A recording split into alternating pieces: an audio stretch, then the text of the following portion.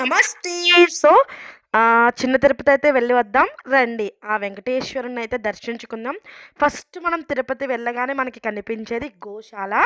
So మనకి మన గుళ్ళో ఈ ఆచారాలన్నీ ఉంటాయన్నమాట. అంటే గోవుని మనం పూజించాలి, రక్షించాలనేసి ఇలా ప్రతి గుళ్ళో అయితే గోశాల అయితే పెడతారండి.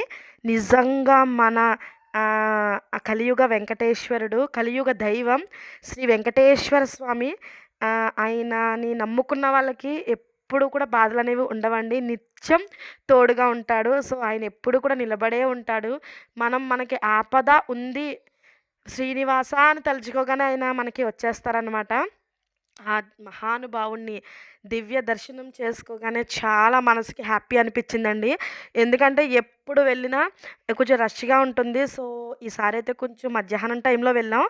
నిజంగా చాలా బాగా దర్శనం అయితే అయ్యింది. సో, అలా వెంకటేశ్వర స్వామిని దర్శించేసుకొని, అలాగే మన వెంకటేశ్వర స్వామి విగ్రహాల్ని ఊరేగించే ఆ గణనాథుడిని కూడా చక్కగా దర్శించేసుకొని, అలాగే మహానుభావుడి ప్రసాదాన్ని స్వీకరించడానికైతే అలా వెళ్ళిపోయామనమాట. నిజంగా ప్రసాదం ఉందండి. అమృతమే.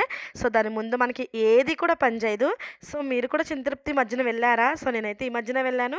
Please like, do, share, subscribe.